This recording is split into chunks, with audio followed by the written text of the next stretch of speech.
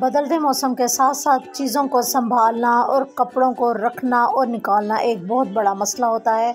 और आज हम रीयूज़ करने जा रहे हैं ओल्ड बेडशीट को, जिससे बनाएंगे हम काफ़ी ज़्यादा स्टोरेज वाला ऑर्गेनाइज़र।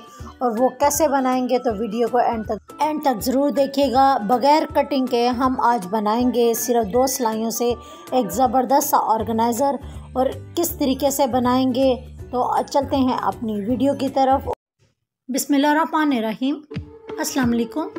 इब्तिसाम क्रिएटिव पावर में आपको खुशामदीद है। Welcome to my channel. हमेशा खुश रहें, आबाद रहें। सफ़ेद चने मैंने सोक करने हैं और जल्दी करने हैं, तो क्या करूँगी कि मैं बॉयल पानी हॉट पॉट में ले लूँगी और मीठा सोडा इसके अंदर तकरीबन 1 टेबलस्पून डाल दूँगी और चनों को आधे घंटे के लिए सोक करने के लिए रख दूँगी। मेरे चने तकरीबन आधे घंटे में ही सोक हो जाएंगे और हंडिया के लिए तैयार हो जाएंगे। अब शॉर्टकट वे पे आप अगर एक से वक़्त में 3 हंडिया बनाना चाहेंगे तो उसका भी एक ज़बरदस्त तरीका है। अब बिलफ़र्ज़ हमने चने बनाने हैं और चने मुझे हुम्मस के लिए भी चाहिए, चने मुझे हंडिया के लिए भी चाहिए और सहरी के टाइम पे इसका सालन भी मैंने बनाना है। तो चने मैंने 1 किलो के करीब ही बॉईल कर लिए हैं। और मसाला बनाने के लिए शॉर्टकट वे पे मैंने एक छोटे से बाउल में मसाला इसका लहसुन, प्याज, अदरक को मैंने सेंटर में रख दिया है ताकि ये मसाला भी गल जाए। तो चने जब मैं बनाऊंगी तो ये मसाला ऑलरेडी मेरा गला होगा और मैं इसको भून कर चने आसानी से तैयार कर लूँगी और बाकी चने मैं चाट और हुम्मस के लिए यूज़ कर लूँगी। इस तरह एक वक्त में आपके तीनों काम हो जाएंगे और आपका टाइम भी बच जाएगा और आप आसानी से बगैर थकावट के 3 काम कर सकेंगी। सर्दियां ख़त्म हो रही हैं और गर्मियों का मौसम आने को है, लेकिन हमें इसके साथ साथ कपड़े संभालने भी पड़ रहे हैं और इसके साथ साथ मौसम बहार के कपड़े भी हम बाहर निकाल रहे हैं। साथ साथ अपने मोटे भारी भरकम हम कंबल भी संभाल रहे हैं। तो इनके लिए हम एक ऑर्गेनाइज़र बना रहे हैं। वो कुछ इस तरीके से होगा कि ये मेरे पास एक चावल का बैग था, बड़ा अच्छा बना हुआ था और इसकी तारें बिल्कुल नहीं निकल रही थी, बिल्कुल प्लास्टिक बैग था। और इस तरीके से मैंने इसकी पैमाइश ली है कि इसकी 23 इंचेस के करीब इसकी लेंथ है और इसकी ऊंचाई मैंने जितना पूरा बैग था उतनी ही रखी है। इसके बाद इसको हमने कटिंग कर लिया है और जो साइड का जो पीस बचा है इसको भी हम सेंटर से काट लेंगे। और नीचे से ऑलरेडी जो इसकी स्टिचिंग डबल हुई होती है, अगर हम एक तार खींचे तो वो आराम से खुल जाती है। इसी तरीके से नीचे की जो स्टिचिंग है वो मैंने बजाय काटने के इसको ओपन कर लिया है। और ये पूरा बैग मैं जब खोलूँगी तो कुछ इस तरीके से इसकी शेप आएगी। अब इसको मैंने 3 हिस्सों में तय कर लिया है और तय करने के बाद इसके निशान ऊपर और नीचे को लगाएंगे तो जब हम इसको खोलेंगे तो इसके 3 पोर्शन इस तरीके से बन जाएंगे। मैं उम्मीद करती हूँ कि आपको वाज़ेह इसकी समझ आ ही रही होगी। जब मैंने इसको ओपन किया है तो देखें इसके बिल्कुल 3 बराबर के जो हैं वो पोर्शन बन चुके हैं और एक पोर्शन की जो अगर इंचेस देखा जाए लंबाई तो तकरीबन 12 इंचेस है। इसी तरीके से तीनों पोर्शंस की जो लंबाई है वो तकरीबन 12 इंचेस के करीब है।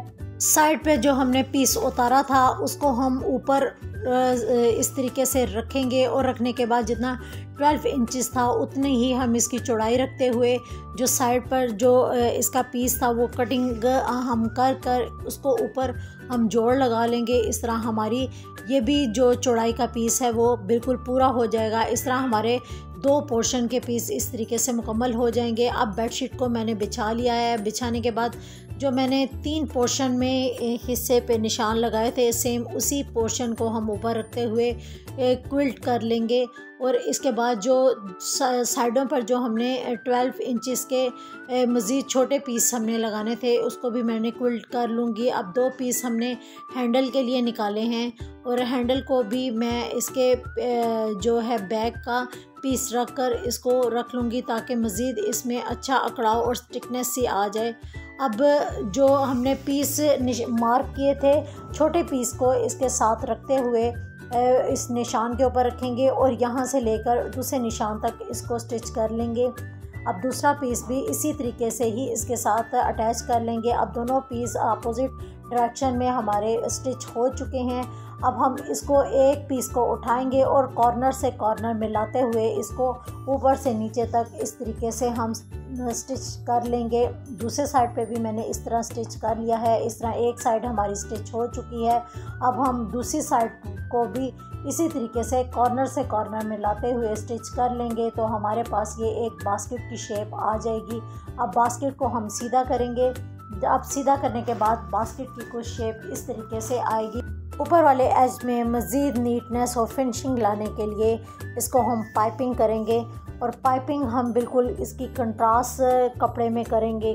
तो पाइपिंग करने के बाद इसकी शेप कुछ इस तरीके से आ जाएगी। अब हमने एक और कपड़ा लाइट कलर का लिया है और ये बेडशीट की बनिस्बत थोड़ा पतला कपड़ा है। इसको जिस तरह हम नेफ़ा बनाते हैं सेम उसी तरीके से नेफ़ा बनाने के बाद हम लगा देंगे और अंदर की तरफ रखते हुए इसको इस तरीके से सिलाई लगा देंगे कि ये मगज़ी के बिल्कुल नीचे आ जाएगा और मगज़ी हमारी बाहर की तरफ आएगी। उल्टा करने पर इसकी शेप कुछ इस तरीके से आएगी। नीचे हमारा नेफ़ा है। अब जो हैंडल हमने इसके बनाए थे उसको मैं दरमियान में रखते हुए एक ही सिमत में इसको पिन अप कर लूँगी। अब पिन अप करते हुए एक हैंडल को हम इस तरीके से लगाएंगे और दूसरी साइड को हम इस तरीके से हम स्टिच कर देंगे।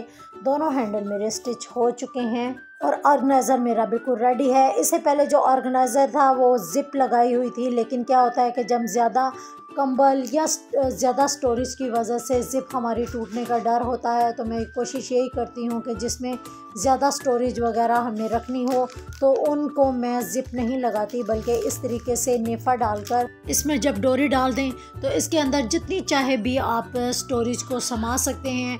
ये आसानी से डोरी को आप खींचेंगी और आपका ऑर्गेनाइज़र आसानी से बंद हो जाएगा। फटने का डर भी नहीं होगा, ज़िप टूटने का डर भी नहीं होगा। इस तरीके से आप अपने ऑर्गेनाइज़र को जैसे चाहे यूज़ करें। कितनी ही ज़्यादा स्टोरेज अगर आपके पास मौजूद हो तो इसके अंदर आप स्टोर कर सकती हैं। अपने कपड़े काफ़ी भारी जो सर्दियों के होते हैं वो भी रख सकती हैं। आप देखेंगे कि ये ऑर्गेनाइज़र बिल्कुल भी हिलेगा भी नहीं क्योंकि कपड़ा काफ़ी मज़बूत है और हमने बड़े अच्छे तरीके से इसको स्टिच किया है। इस टाइप की जो अलमारियाँ होती हैं वो ख़ास तौर पर इन्हीं ऑर्गेनाइज़र के लिए बेस्ट रहती हैं। मैंने इसी अलमारी के हिसाब से इस ऑर्गेनाइज़र को बनाया है और आप भी अपनी अलमारियों के हिसाब से इन ऑर्गेनाइज़र को बनाएं और इन अपने कपड़ों को इनके अंदर संभालें, क्योंकि सर्दियों के जो कपड़े होते हैं काफ़ी हैवी होते हैं और रखने में काफ़ी मुश्किल होती है। मैं उम्मीद करती हूँ आज की मेरी वीडियो आपके लिए काफ़ी हेल्पफुल होगी। दुआ में ज़रूर याद रखिएगा। वीडियो पसंद आई है तो लाइक, शेयर और सब्सक्राइब करना मत भूलिएगा। अल्लाह हाफिज़।